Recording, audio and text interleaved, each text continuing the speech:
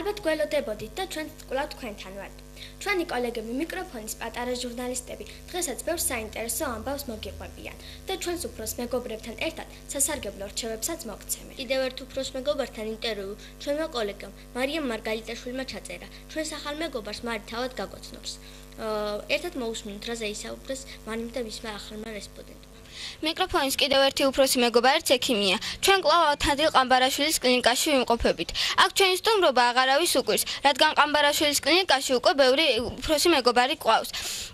ჩვენ კიდევ ერთი მათგანი გვინდა რომ გაგაცნოთ. ექიმი ნევროლოგი ნინო ყავრელიშვილი. ქალბატონი ნინო დღეს მიკროფონის შეკითხვებს უპასუხებს.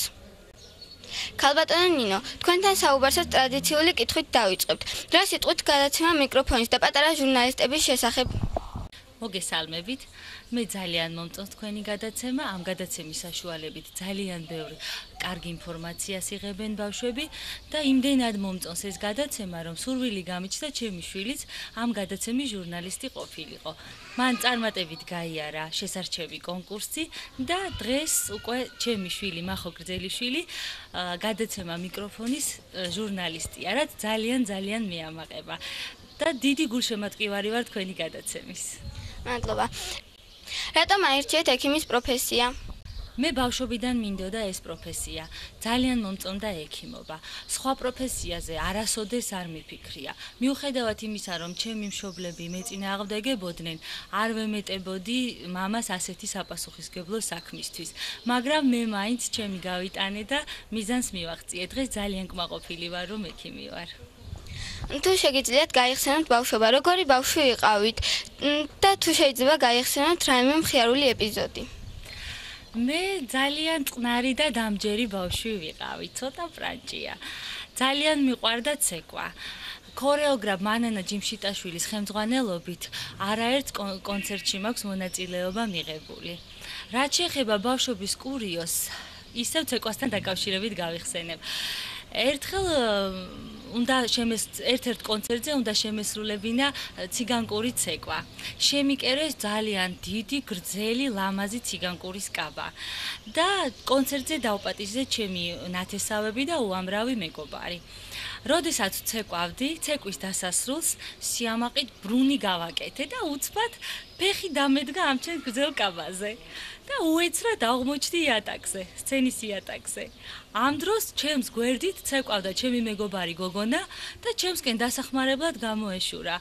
იმასაც რაღაც უხერხული მოძრაობის შესრულება მოუხდა და ისიც ზედამეცა. მთელი დარბაზი ხარხარებდა. მე ძალიან შემრცხვა, გავწითლდი, მაგრამ დღევანდელი გადმოსახედიდან ერთ-ერთი ხალისით გასახსენებელი კურიოზია. ბავშვობაში უკან დაბრუნება რომ შეიძლებოდეს, რაიმე ხომ არ შეცვლიდით და რატომ? არაფერს არ შევცვლიდი ნამდვილად, რომ დავბრუნდე ბავშვობაში, ისევ იმ გზას გავივლიდი, რაც აქამდე გამივლია. თქვენი აზრით, ბავშვობის ოცნება შეიძლება თუ არა რომ რეალურად იქცეს და თქვენ აგიხდათ თუ არა რაიმე ბავშვობის ოცნება? ყოველთვის შეიძლება ბავშვებო ოცნებები რეალურად იქცეს. თავარია ეს თქვენ მოინდომოთ. თქვენი ბავშვობის წლების განმავლობაში, რასაც შეიძენთ ცოდნის სახით, ის მომავალში წინ დაგხვდებათ და დაგეხმარებათ ოცნებების ასრულებაში. ჩემი ოცნება ისევ და ისევ ექიმობა იყო. ყოველთვის მქონდა პატარა ოთახი მოწყობილი სახლში, სადაც მედგა პატარა მაგი და ზედ უამრავი წამლის ქილები მელაგა და მოსაცდელში მელოდებოდნენ ჩემი მეგობრები თოჯინებით ხელში.